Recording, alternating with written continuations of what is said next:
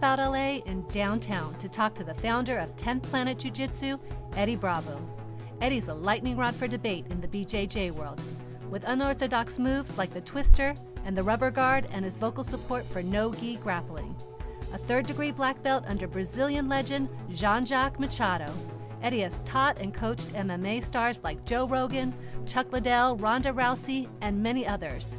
And we're catching up with Eddie on the eve of his rematch against his most legendary opponent. In 2003, Eddie was the first person to tap Royler Gracie in competition. Ever since then, the BJJ world has demanded another match between them. On March 29 at Metamoris 3 in Los Angeles, they'll get their wish. Get ready for a great purple episode of The Hooks. How are you doing, Eddie? I'm doing great. How are you doing? Good, good. Well, great to have you. Great to be here. Today we want to talk about the infamous rubber guard. But first, my first question is regular guard.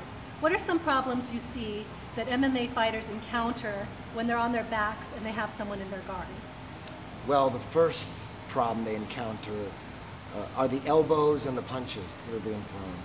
And you have to clinch up to deal with those. You can punch back and you can throw elbows back, which is effective, but generally you have to clinch up to minimize the damage from the punches and elbows.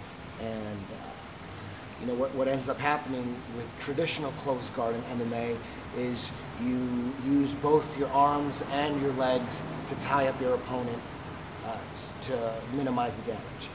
That leaves no limbs left to set up high percentage submissions. So that's why you rarely see submissions from the guard in MMA, because they're having a hard enough time just trying to stop the strikes. Right. So in general, in MMA, when you're on your back, the general sentence is get off the back.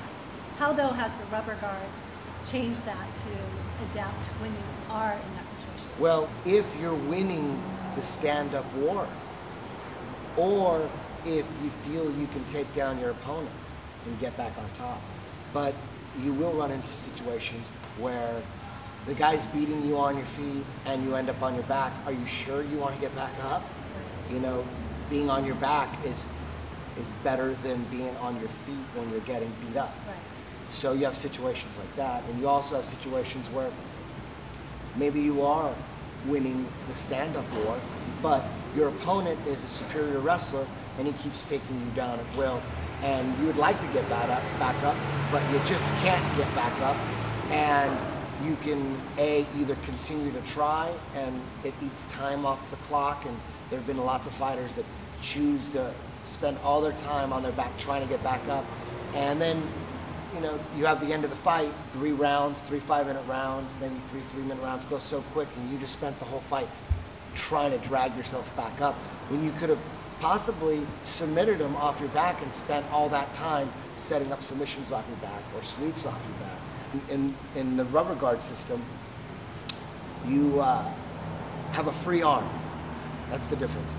Instead of using 2 arms to control his head and his posture, we're using 1 arm and 1 leg, which requires some flexibility and some dexterity. So you have a free arm to set up different transitions, different paths, and from there it gets really complex and sophisticated. But it also can be very basic as well. It all depends on what you want to do. So you have the super fight Metamoris 3 against Royler Gracie coming up. And he's very more traditional, gi style, BJJ.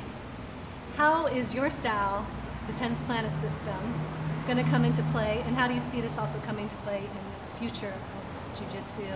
Well, obviously he comes from a very traditional lineage. His father was Royler Gracie, the founder of Gracie Jiu-Jitsu.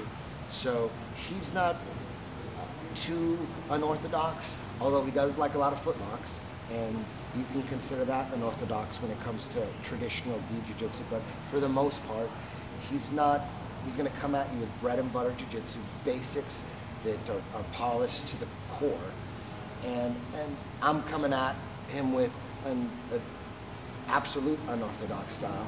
He's going to have a lot to deal with that he's not used to.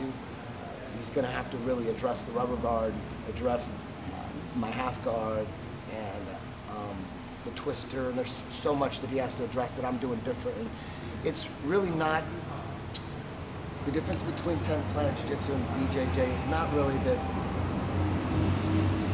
10th Planet has crazy jiu-jitsu or anything. We just are open-minded to everything. So we just offer all jiu-jitsu that works no gi and MMA, all of it. So that's really the difference. It's not unorthodox and orthodox. We're open-minded, and a portion of traditional Brazilian jiu-jitsu isn't. Yeah. Well, thank you, Eddie, and let's get to work on some rubber band.